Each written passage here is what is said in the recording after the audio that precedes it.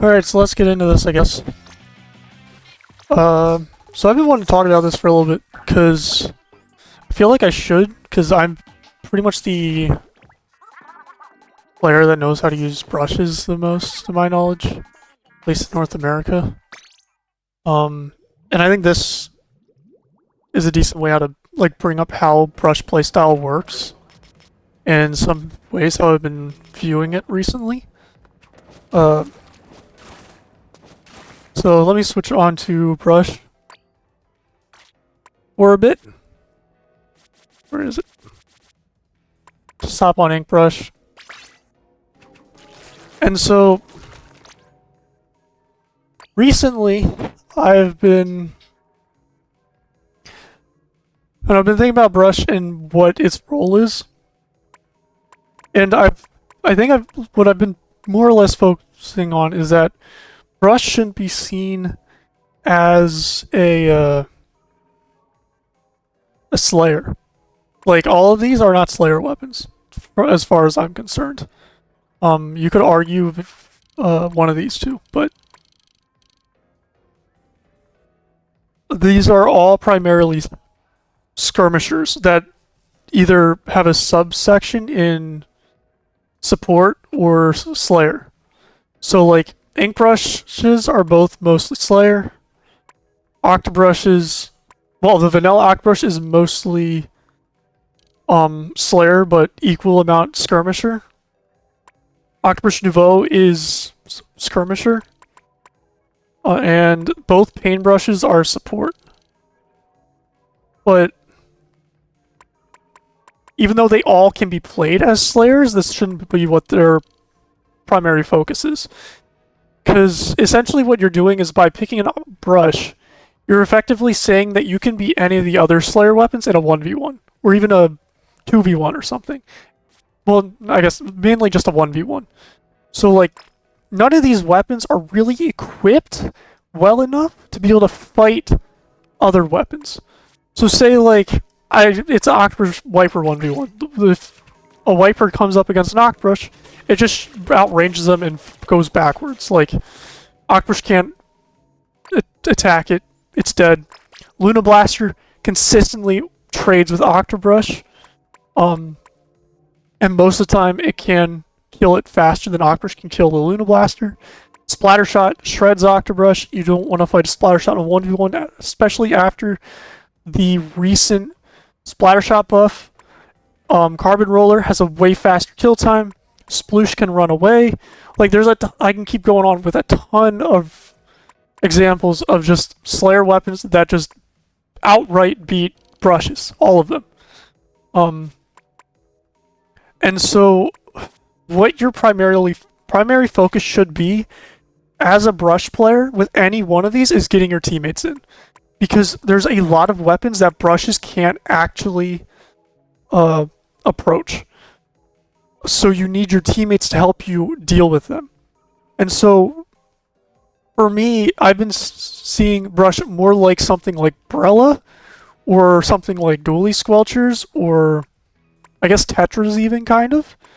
Where, I don't know, maybe not Tetras, but you kind of just, like, Brellas and Dually Squelchers stall out rounds or fights for a while. Brushes do the same thing, but to a lesser extent. Because what brushes do is they make the opponent look at them. And that forces the enemy team to focus on two things at once. And the reason why that's brush's main job is because it can move around an enemy ink. Inkbrush is known for doing this, right? Got Inkbrush, you can move around like this, as fast as swim speed, pretty much. You go right through enemy paint. It's nice, it's easy, and you can move around where your enemy's map control is very quickly and set up your own. So that's what primarily you should be doing with Inkbrush and Octobrush. Painbrush is a little different, but I'll get to that later. And so I say I'm building this groundwork because recently ProChara made a video explaining perfect kits for every Splatoon 3 weapon. Good video. I guess I'll link it really quick. highly recommend watching it. He asked a bunch of different top-level players what their thoughts are on different weapons and what the best kits for each weapon or for whichever weapon that they normally play, I guess. And Char asked me to say what I think would be best for all three brushes. So now, I made the kit for each of them, and I kind of wanted to do this too because I saw that in the comments there were a few people confused of why I chose the kits, or even just wondering why I chose certain options over others. Not that they were saying I was wrong or anything necessarily. All this stuff's very like,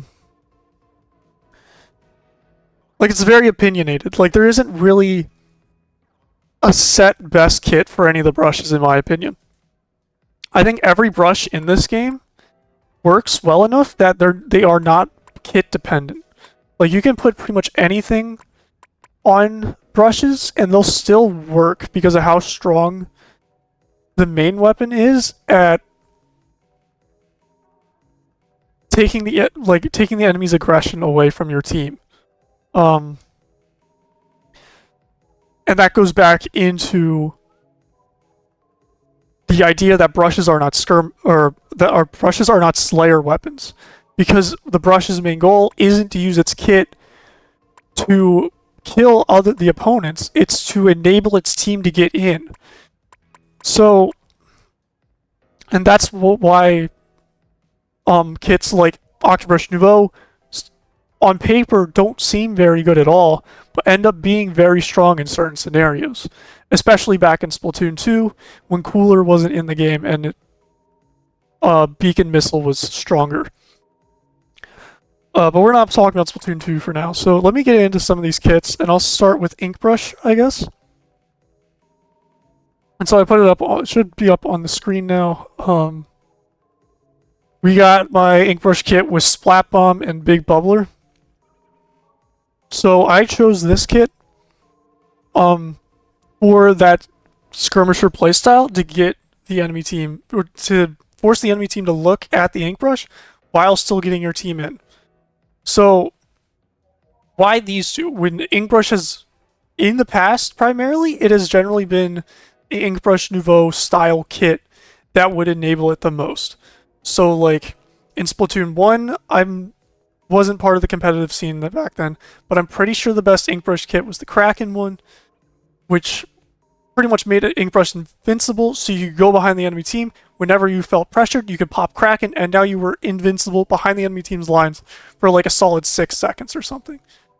In Splatoon 2, it was, again, Inkbrush Nouveau with a kit more similar to the Splatoon 3's Inkbrush Nouveau, where in 2 it had Ink Mine and Baller.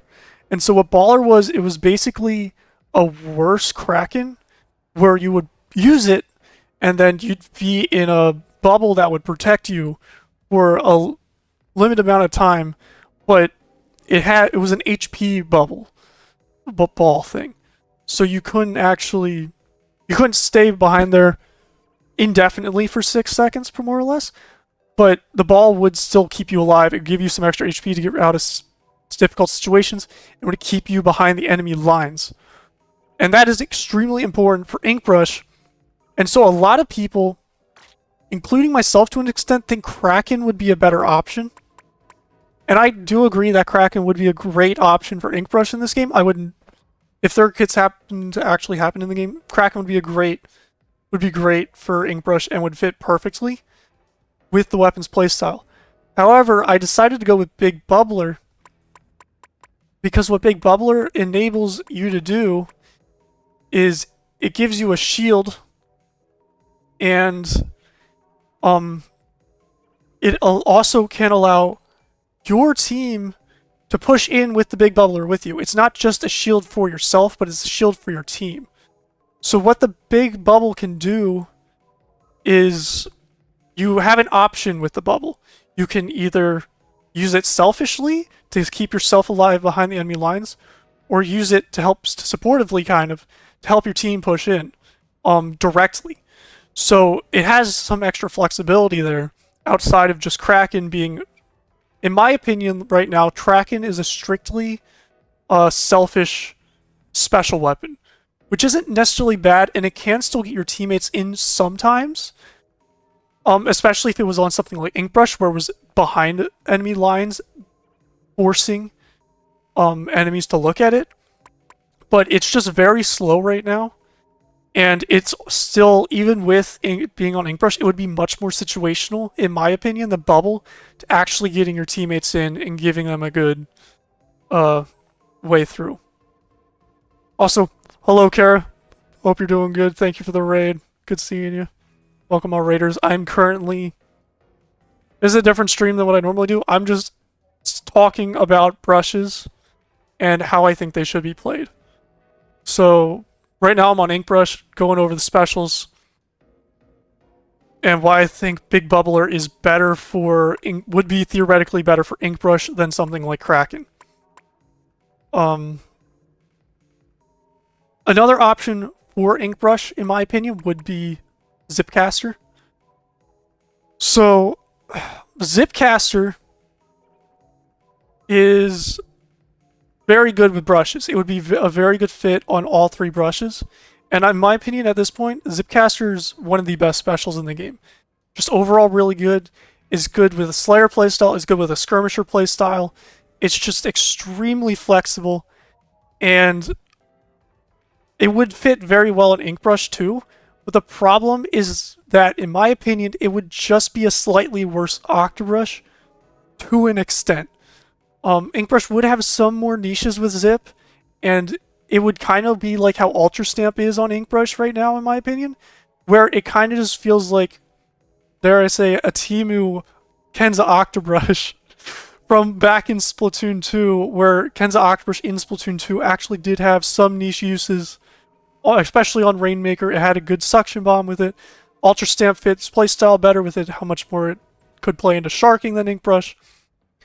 And I feel like if you gave Inkbrush Zipcaster, it would feel kind of like that, where it's like, why is this not just on Octobrush? But it would still be a good option for it, and Zipcaster is certainly a better special than Ultra Stamp, so it wouldn't feel nearly as bad to play as the current Inkbrush Nouveau. But that's why I didn't go with Zipcaster. Now, Big Bubbler is the one I went with, and this plays into the Splat Bomb I decided to give it to, where, you know, here, let me just go on Junior a bit. So you got your Junior, you got Bubble, and normally what Junior does is, like, you can set down a bubble, and then you have this area to play around, and you can throw a bomb at your feet, and now suddenly you can defend the entire inside of the bubble. Which is something that is very important with bubble weapons, as you can see with like options like Roller and Splatana Decav. It's very important that weapons can defend the inside of the bubble, and that's partially why Junior is still a pretty decent weapon, and I think in terms of like getting bubbles to be set up, because it can't actually defend it because of the Splat Bomb to an extent. It's not perfect at it, but it is better than some options like Zimmy splatling in that way, in my opinion, where Zimmy is mainly playing to get the bubble in for its team and then tries to like back up a little bit if it's pressured too much or something. But Big Bubbler is a very strong option anyways for any of these weapons because of how good it is right now.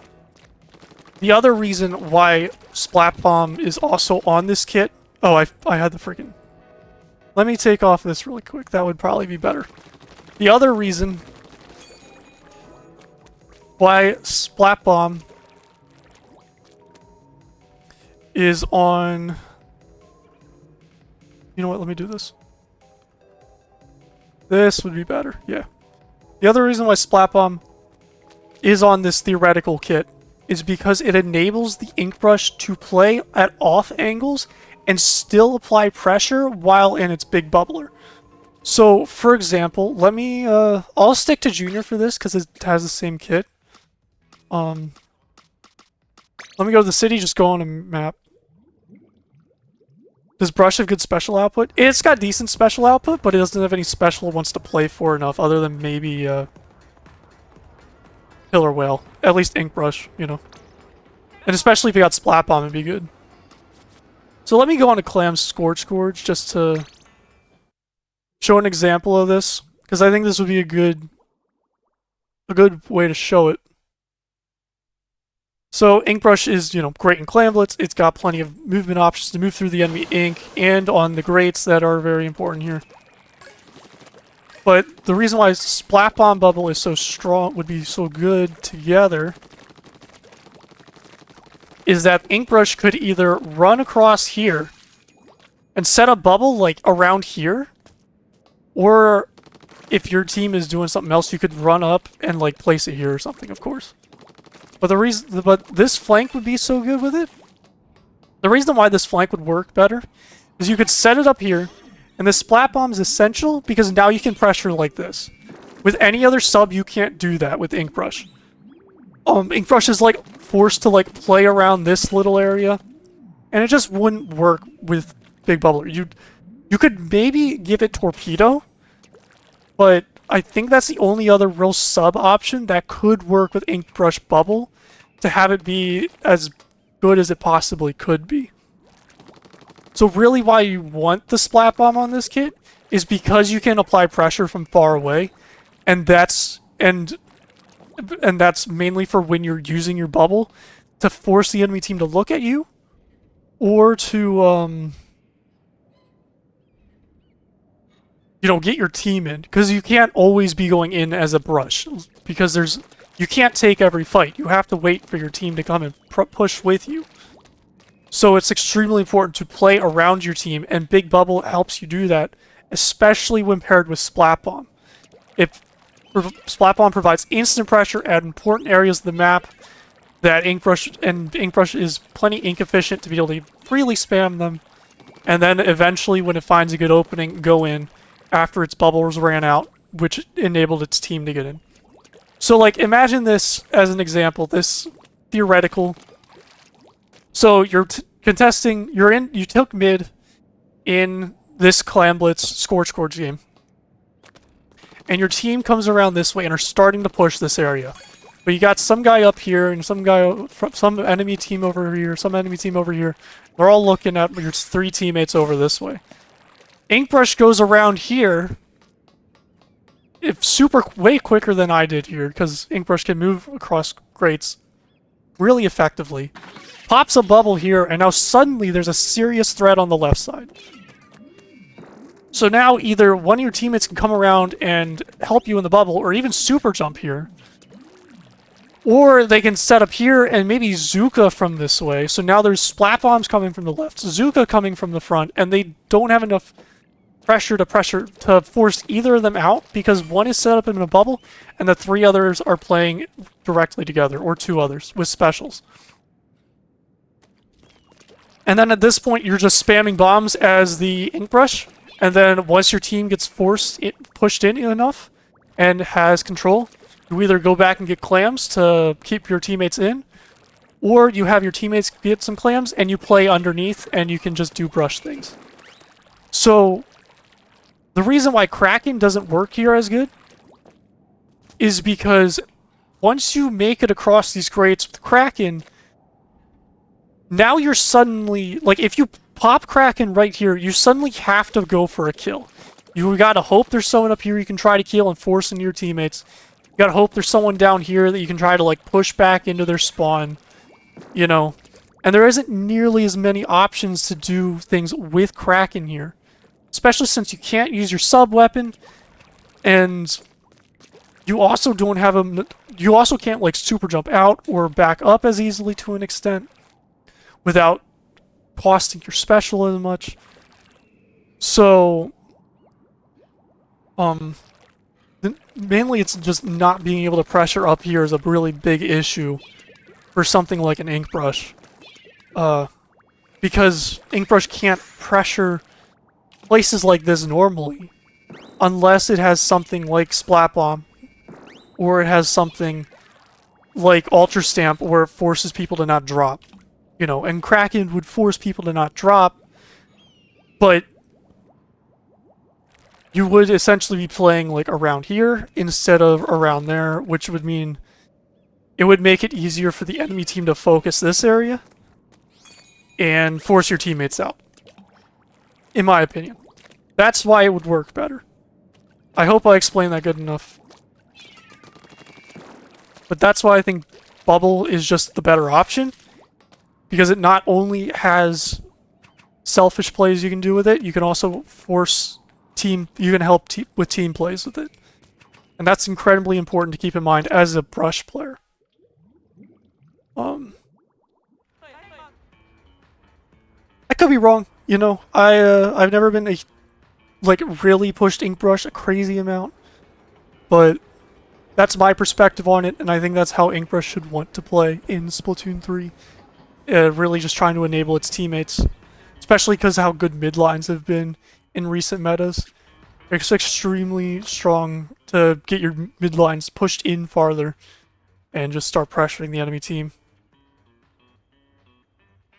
Alright, now that I think that's more or less it with Inkbrush, with what my thought process was on it. I guess I can go on to other subs I think that might work quickly with it. Really, it's just Torp. I don't think anything else would really work with Bubble. I guess maybe Burst Bomb. I think Suction Bomb's too slow. Inkbrush doesn't care about Suction Bomb very much.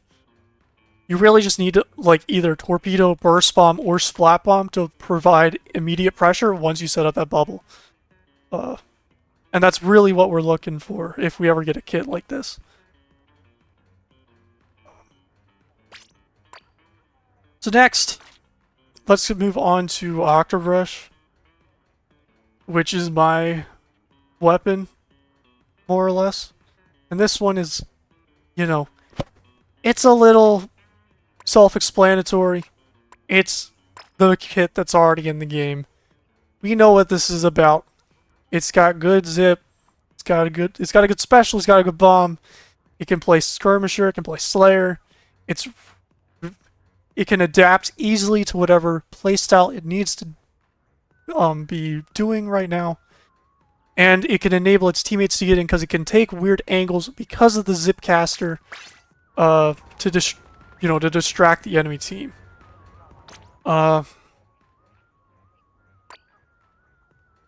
don't know how much more I can say about this weapon that I already have. It's just very solid. You just really want to play not selfishly until you have an opening with Zipcaster. You want to play bombs, get more pain on the ground to start getting your team to have your team make a chance to move in. Without getting too in depth. What am I moving? I'm moving something else. Let me move this. Okay. Without getting too in depth, you just kind of want to spam bombs. Consistently, like, move around while you're using your sub weapon. This is kind of what you want to do with Inkbrush too. And then once you have your Zipcaster, you zipcast to a weird angle and pressure a few people. And you might have to zipcast around immediately a few times until you can get a target. But that's how it kind of works.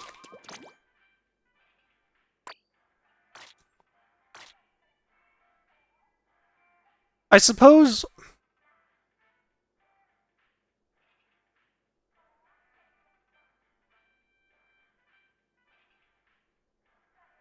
most of these sub-weapons would work with Octobrush.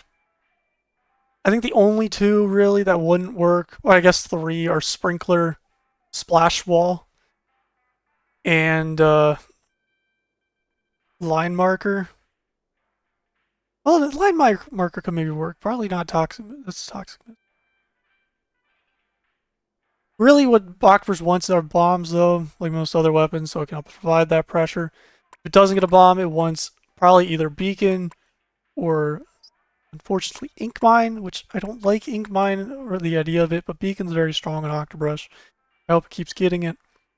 The reason why I went with Suction Bomb Zipcaster over something like Squid Beacon Missile is just the adaptability of Octobrush with Zipcaster. When you use Octobrush Nouveau, you're kind of forced to play into that skirmisher role for that game.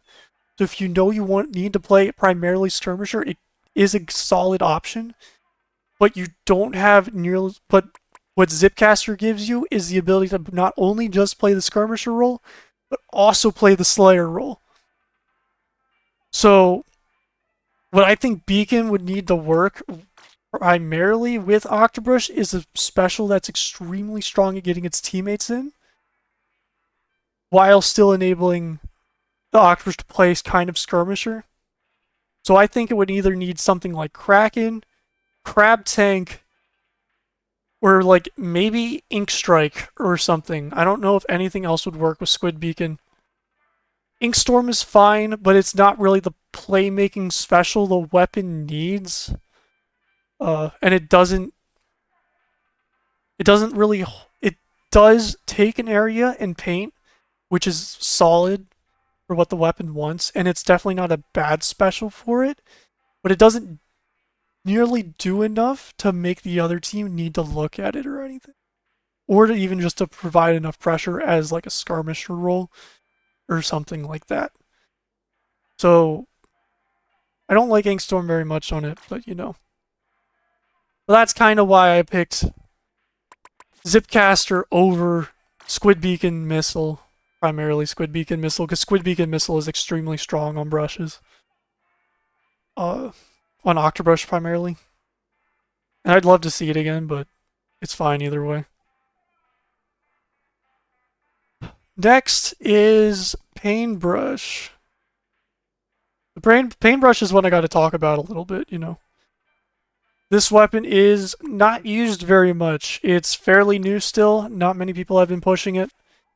I personally only have 4 stars on each, which is a lot, don't get me wrong. But compared to my other brushes, it's like I haven't even really used it. Especially compared to my Octobrush. Painbrush, I don't have like a crazy amount on in this game either, but I have a lot of it on Splatoon 2. So what do we do with Painbrush? This weapon seems to be playing towards more of a supportive play style. It has specials like currently like Wavebreaker and Missile. Let me move this over a little bit. This keeps getting in the way. It has specials on it like Wavebreaker and Missile right now, which aren't bad. I like missiles a lot on brushes. I think that's very strong because it forces the enemy team to move, which allows you to take space easier as a brush. But what I ended up going for with my ideal kit is Fizzy Bomb with Inkjet. And so this is kind of similar to what I've been saying with the other brushes, but it's a little different where Fizzy Bomb is used similarly to the Splat Bomb and Suction Bomb on the other 2 brushes, where you want to be constantly moving around with the Painbrush and just spamming them until you get either an opportunity to push in with your team or you're special ready to push or to enable a push or something. And constantly moving around is something you can do with Painbrush, especially with Fizzy. You can throw it, you get like a faster movement trail. And what Fizzy does over curling is that it provides some sort of bomb pressure, which I think is very important, because with most of these brushes, you do, especially with Painbrush, in my opinion, you do not want to be relying on the main weapon. Main weapon, in my opinion, is not strong enough, and I think this weapon pretty much needs a bomb. Curling is good on it because it provides movement, and that's good enough.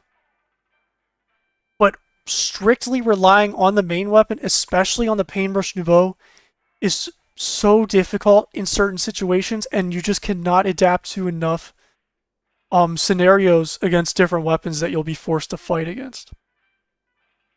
I guess I'll go into how I think you should be playing Inkbrush or Painbrush here. Painbrush is what I would consider to be a support skirmisher. It's like a weird hybrid that can play support, skirmisher, and slayer roles. And what I mean by that is that it's basically a bodyguard weapon. It's kind of like Dynamo in that way, where you want to, where when you use Dynamo, to my knowledge, as like a support or something, you want to play around your team, and you want to just pressure the enemy team. You want to, or like pressure the enemy team away from your teammates. You got this huge wave of ink that if you get close to, you'll just die. And that's the same thing with Painbrush. You want to play around your teammates, act as like a bodyguard for them, make sure no one's getting too close. You don't want to go off on your own as Painbrush too often, which is unlike the other two brushes where eventually Inkbrush Nouveau and Inkbrush and Octobrush will both want to go off on their own eventually. Painbrush really will not. It'll want to play around its teammates at almost all times, and its primary goal isn't necessarily to distract as much as it is to defend.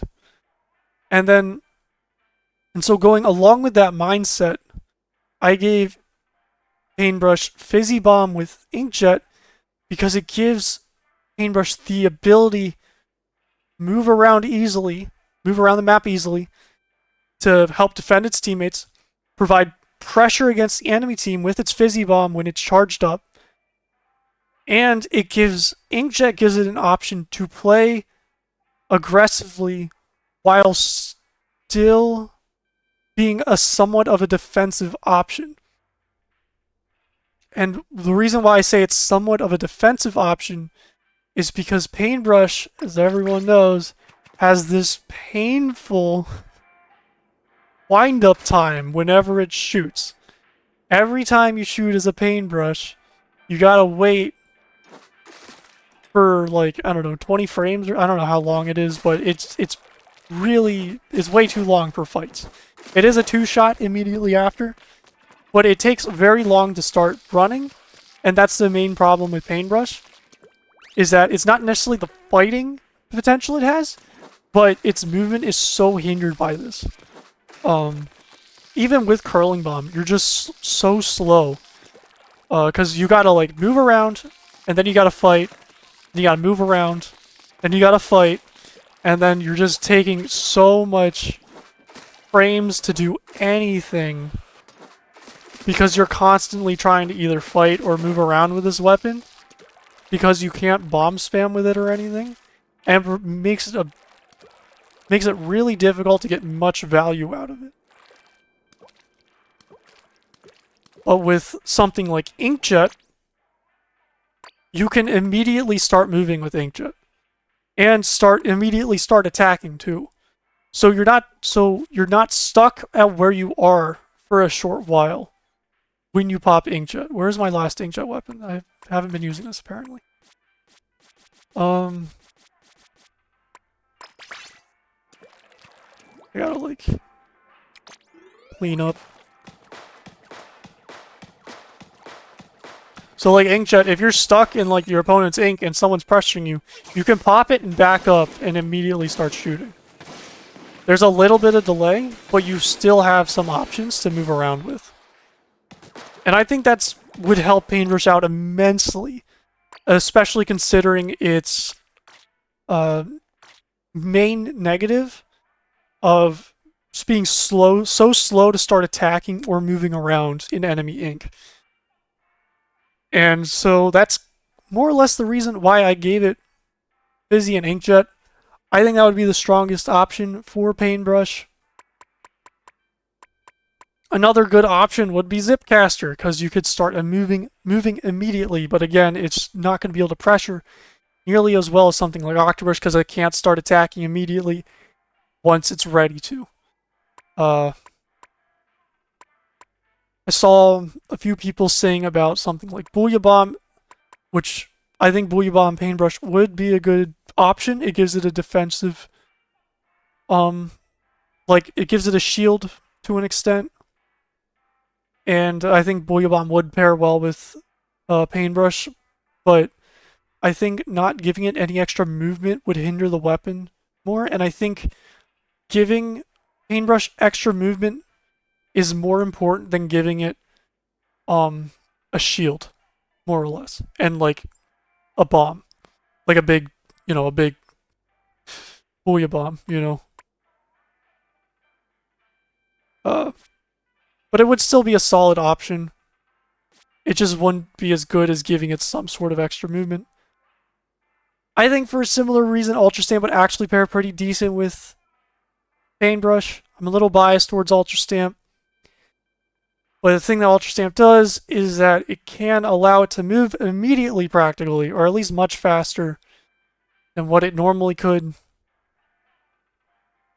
So it would help it out some. It wouldn't be that great because Ultra Stamp isn't in a good spot right now, and I'll talk about that at a later date probably. But hopefully we'll see Ultra Stamp get to be a better special soon. Crab Tank would also be cool with Painbrush. This could arguably be better than Inkjet, just because you wouldn't have to be able to go in as much with the Painbrush. And so you'd be able to play safer and more for your team. But honestly, I don't want to play a game where there's a bodyguard running around with the option to turn into a full range splatling gun and the ability to spam fizzies everywhere, especially in zones. Even though I think it would be strong, I think it would be a little too annoying to fight and just be a little. It would be kind of unhealthy. So if you got Crab Tank, I'd say probably give it like a different sub, like just give it curling or give it I don't really know I guess Burst Bomb maybe, Torpedo maybe.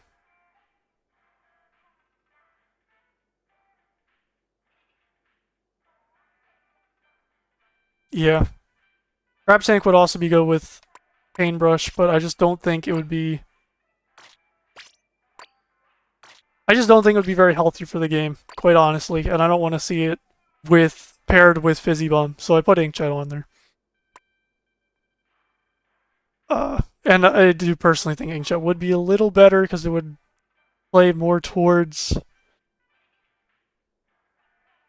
the aggressive potential of the Painbrush, but it's really hard to say, and there's a very good argument for both Crab Tank and Inkjet, in my opinion. Another solid option for it would be Zuka. It's Zuka. It can kill. I don't think it would be the greatest, but it would be fine. I guess Triple Splashdown has a panic button too, to an extent, but I don't think it would work that great. Same as Kraken for that reason. It would be fine, but it wouldn't work that great. And then I also saw a comment on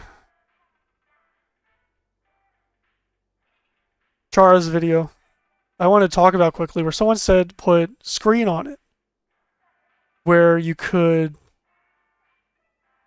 would kind of shield, like make it so more difficult for the enemy team to figure out what Painbrush is doing. And I kind of actually like that idea.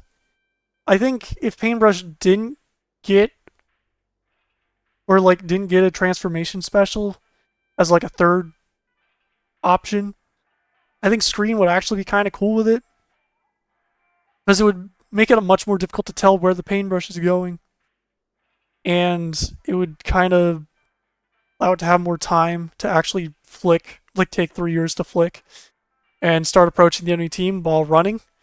So I think screen would help its movement out a lot, and I think it would pair pretty well with it. I think it would definitely pair better than something like Wavebreaker, or even to an extent Tandem Missiles, which is what we have right now. So I just kind of wanted to say that. I don't think it would be good as something like Crab Tank or Inkjet or maybe even Booyah Bomb, But I think it would definitely be the best non-transformation special you give Painbrush. The other thing that you could also maybe give Painbrush is Tacticooler, which I don't like personally because I don't think this weapon's primarily a support weapon.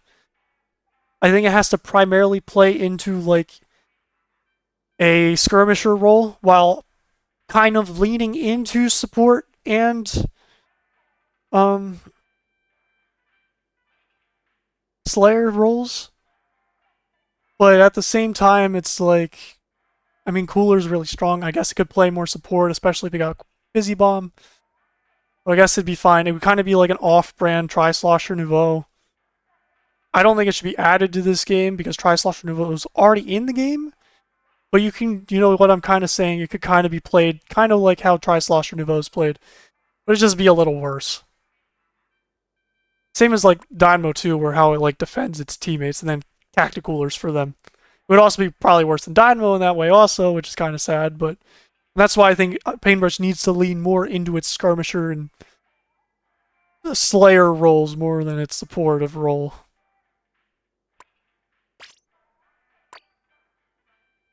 So yeah, that's kind of why I chose those subs and specials for the brushes. I think they did a solid job in this game for the brush kits. I think they all, at least in theory, work well. I think the weakest ones, honestly, are both the Painbrush kits. Mainly just because Wavebreaker is kind of weak. If Wavebreaker was stronger, I could see this kit actually working pretty well. But Wavebreaker is just, not only is it weak right now, but it doesn't really help with any of Painbrush's major flaws outside of its ink consumption, which if you use Wavebreaker, you immediately get your ink tank back, which is helpful, but that's not necessarily the reason why you want to be using a special in Splatoon. If you're at the point where you're using your special weapon just to refill your ink tank, it's not a very good sign. And that's kind of why I think Painbrush Nouveau is a little better than the vanilla variant. Even though I think theoretically it's weaker because it doesn't have anything to help with its movement. Tenno Missiles just help it out so much with enabling its team to go in that I think it's the better option. Because Painbrush primarily wants to be playing around its team and not a primarily skirmisher role. And that's really what I'm hoping people get out of this, is that all of these brushes, every single one is not a primary skirmisher, besides maybe these two you could argue for. They all have tried to play around their team, including both of these. And even though you can play these two as skirmisher, primary skirmisher, if you're playing Octobrush to its highest potential, you should not be playing these as the primary skirmisher. You should have something on your team like a 52 gal, something like a squeezer even. Even something like if you want to go like have like a pencil stamper bucket comp even. I don't know if that would be too great, but it could kind of help. I think that could maybe work with Octobrush Nouveau better because that could help with the pain a bit more. If you want to run something like E-Liter NZAP Octobrush Squeezer, that would work real well. That's a comp that I really like that I had success with in the past. Something like Splashomatic, Splattershot, Octobrush, and mid-range or something. That wouldn't be like top meta, but it would work. You know?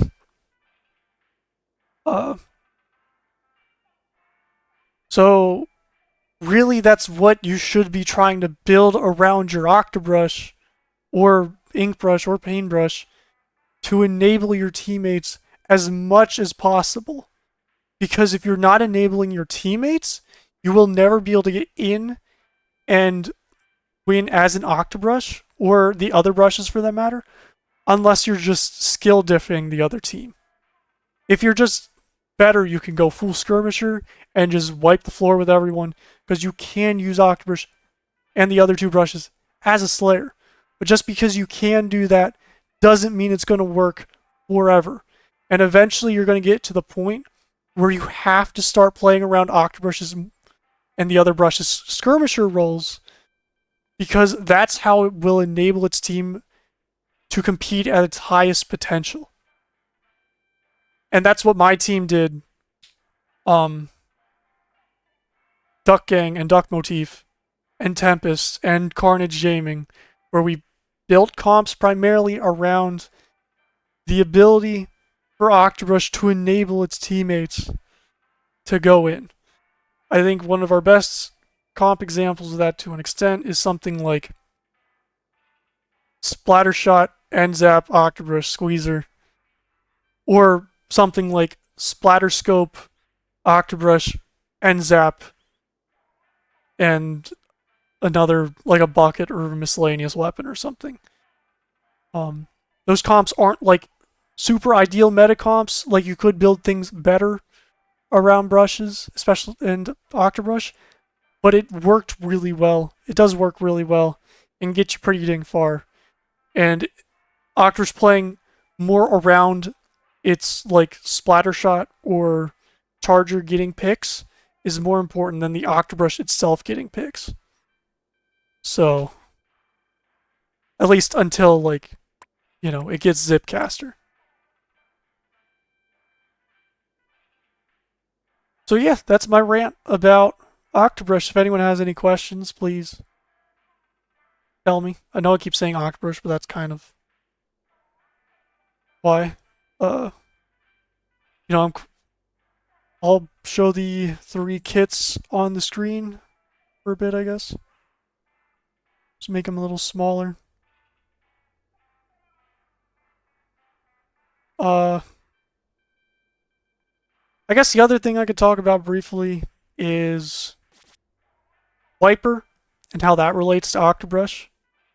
Wiper in this game is the closest weapon to Octobrush, most specifically Wiper Deco, which I know you can't see on the screen right now, but I'm holding the weapon at least. These weapons are also primarily skirmisher weapons that can be played as a Slayer, and especially the vanilla Wiper. This one leans much more into Slayer than any of the brushes even, and can be run as a full Slayer. However, this weapon, more than any other in the game, plays most like Octobrush to play around its skirmisher role, both Wiper and Wiper Deco. It's probably, I don't know if it's as good as Octobrush as playing at its skirmisher role. I think it's better in different team comps, like it enables things like Bucket and Sloshing Machine a lot more. I think it would play a lot worse with something like a Charger, where Octobrush would be enabled more by the Charger than the Wiper would. But Wiper is, in my opinion, it's the same subsection of weapons as the brushes, where it's kind of a primarily a Slayer weapon, but it really wants to play for primarily being a skirmisher and enabling its team to get in. Which is why, in my opinion, Wiper Deco is a little better than Vanilla Wiper, but that's just my opinion, and you know. People just haven't run this weapon enough yet, and I'm not willing to do it. So yeah. If anyone was also wondering, the other Splatanas are all either primary Slayer / midline, which is the Stamper, or just flat out primary Slayer, which is the Decapitator. Decapitator is full Slayer. It's like Tetris in that way, where you just run it as a Slayer.